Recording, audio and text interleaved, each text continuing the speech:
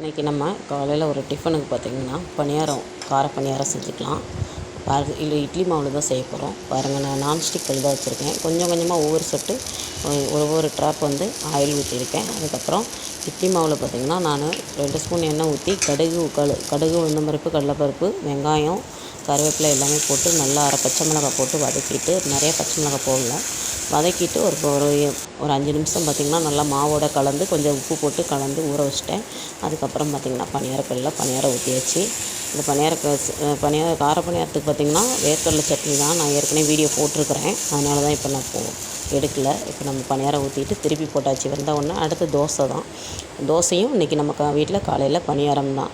இந்த சட்னிக்கும் பணியாரத்துக்கும் பார்த்திங்கன்னா ரொம்ப டேஸ்ட்டாக இருக்கும். வடை கடையில் தான் வாங்கினோம். அதனால தான் இந்த வீடியோ பணியாரம் லிங்க் பார்த்திங்கன்னா இந்த வீடியோ பெரிய லிங்க் வீடியோவில் லிங்க் கொடுத்துருக்கேன். பார்த்துட்டு கமெண்ட் பண்ணுங்கள். நன்றி, வணக்கம்.